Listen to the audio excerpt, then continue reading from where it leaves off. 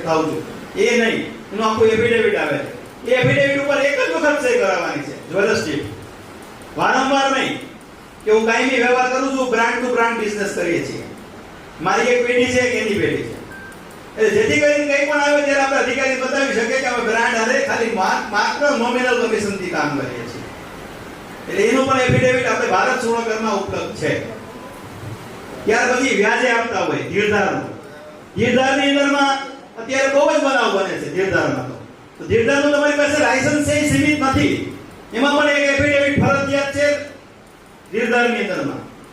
એ ફરજિયાત અમારી પીડીએફ આવે છે, અમે તમને પીડીએફ આપીએ. એ પીડીએફ ઉપર તમે ધીરધારનું લખાણ કરાવી શકો. તમારે ભલે નોંધમાં લીધું હોય, તમે ધીરધારની બુકમાં લીધું હોય તો બી નથી ચાલતું, કેમ કે એફિડેવિટ એમાં બી ફરજિયાત છે.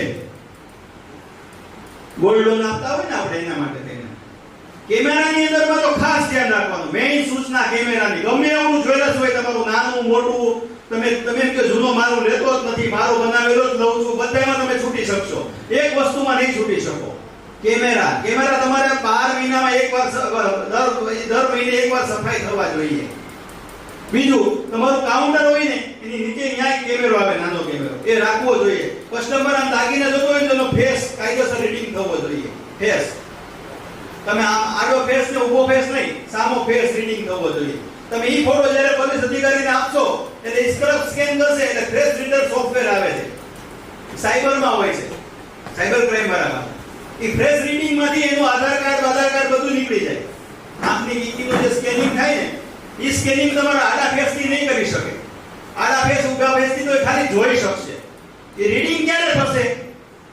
ફેસ આંખથી થશે.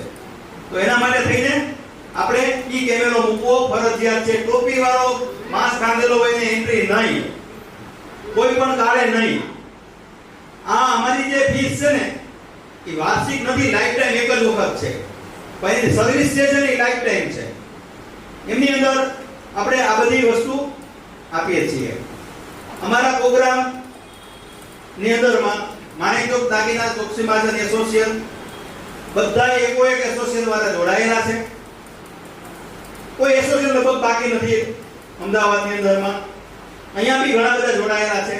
આજે મને બહુ હરખ થાય છે કે હોલની અંદર જગ્યા નાની પડી છે, પાછળ પણ માણસો છે.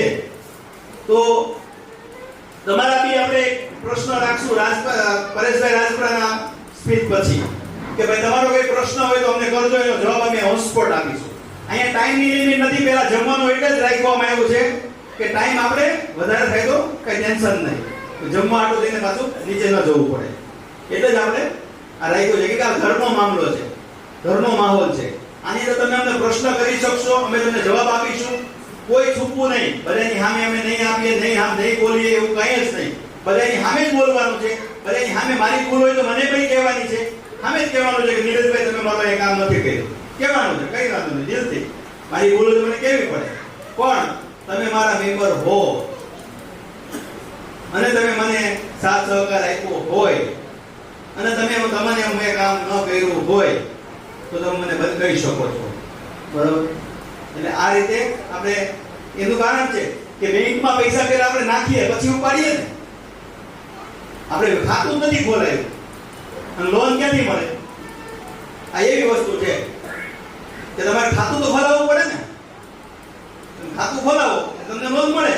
એમ અમારી સંસ્થાની અંદર તમે એન્ટ્રી થાઓ તો તમને મળશે. બાકી એક છે, વિશ્વાસ રાખજો, ઇતિહાસ વાંચવા વાળા અમે નથી, ઇતિહાસ બનાવવા માટે આવ્યા છીએ. આજે 7-8 વર્ષથી એક ધારો જજુમું છું, હજી જજુમીશ, પણ એવો ઇતિહાસ બનાવીને જઈશ કે લોકો એકવાર યાદ કરશે કે ના, ઇતિહાસ બનાવ્યો.